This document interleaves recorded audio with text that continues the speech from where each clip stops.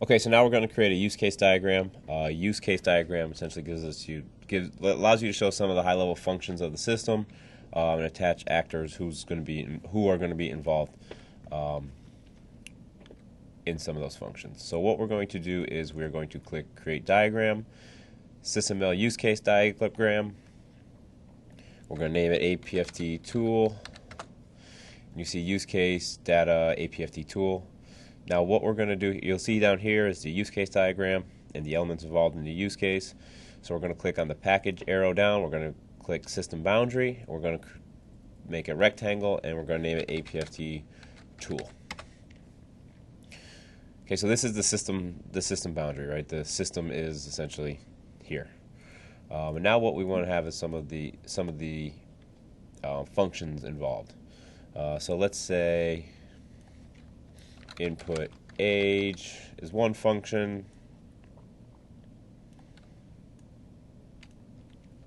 input sex is another function, input scores, so input raw scores is another function.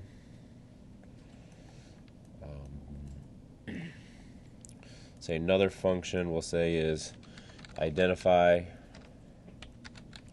failures is another function. You can move these around, clean it up, make it look nice. And now let's put some actors. Who are some of the individuals who are going to be involved? So let's say this is just a company scenario. So we're going to have the training room clerk,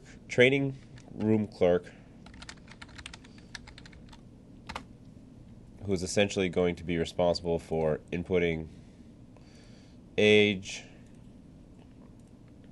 inputting the sex, inputting raw scores, partially identifying failures, and let's say First Sergeant wants to also identify failures. Right. Ultimately, this is First Sergeant's tool. So we'll say First Sergeant is another actor, and we'll make a connection between First Sergeant and identify failures. He's not going to be plugging in the information, but he is going to be taking part in the identify failures function. So here's an example, a very simple example of an Apft tool use case diagram.